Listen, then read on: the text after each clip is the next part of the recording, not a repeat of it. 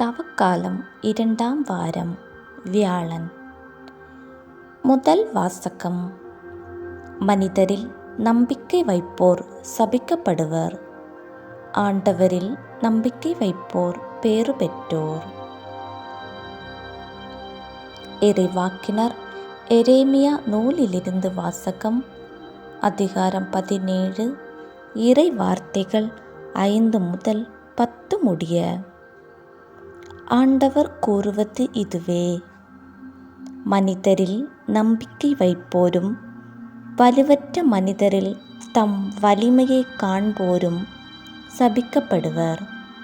அவர்கள் பாலை நிலத்து புதர் செடிக்கு ஒப்பாவர். பருவ காலத்திலும் அவர்கள் பயனடையார். பாலை நிலத்தின் வறண்ட பகுதிகளிலும் யாரும் வாழா உவர் நிலத்திலுமே அவர்கள் குடியிருப்பர். ஆண்டவரில் நம்பிக்கை வைப்போர் பேறு பெற்றோர். ஆண்டவரே அவர்களது நம்பிக்கை. அவர்கள் நீர் அருகில் நடப்பட்ட மரத்துக்கு ஒப்பாவர். அது நீரோடையை நோக்கி வேர் விடுகின்றது. வெப்பமிகு நேரத்தில் அதற்கு அச்சமில்லை.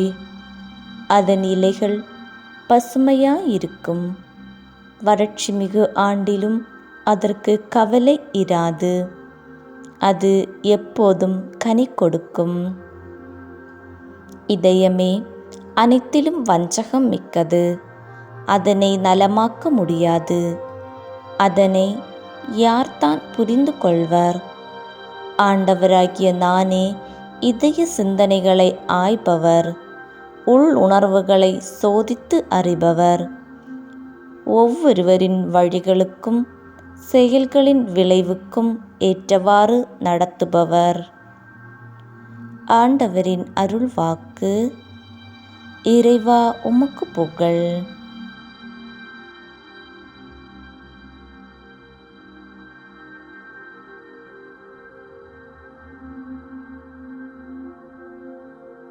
சீரிய நல் உள்ளத்தோடு வார்த்தையை கேட்டு அதை காத்து மன உறுதியுடன் பலன் தருபவர் பேறு பெற்றோர். நற்செய்தி வாசகம். இப்பொழுது லாசர் ஆறுதல் பெறுகிறார், நீயோ மிகுந்த வேதனைப்படுகிறாய். லூக்கா எழுதிய தூய நற்செய்தியிலிருந்து வாசகம்.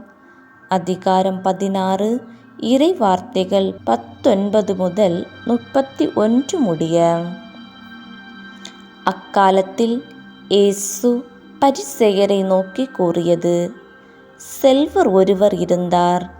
அவர் விலை உயர்ந்த மெல்லிய செந்நிற ஆடை அணிந்து நாள்தோறும் விருந்துண்டு இன்புற்றிருந்தார். லாசர் என்னும் பெயர் கொண்ட ஏழை ஒருவரும் இருந்தார். அவர் உடல் முழுவதும் புண்ணாயிருந்தது. அவர் அச்செல்வருடைய வீட்டு வாயில் அருகே கிடந்தார். அவர் செல்வருடைய மேசையிலிருந்து வீழும் துண்டுகளால் தாம் பசியாற்ற விரும்பினார். நாய்கள் வந்து அவர் புண்களை நக்கும். அந்த ஏழை இறந்தார். வானதூதர்கள் அவரை ஆபிரகாமின் மடியில் கொண்டு போய் சேர்த்தார்கள். செல்வரும் இறந்தார். அவர் அடக்கம் செய்யப்பட்டார்.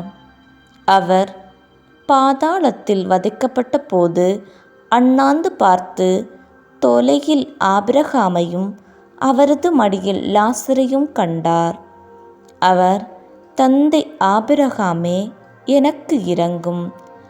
லாசர் தமது விரல் நுனியை தண்ணீரில் நனைத்து எனது நாவை குளிர செய்ய அவரே அனுப்பும். ஏனெனில் இந்த தீப்பிழம்பில் நான் மிகுந்த வேதனைப்படுகிறேன் என்று உரக்க கூறினார்.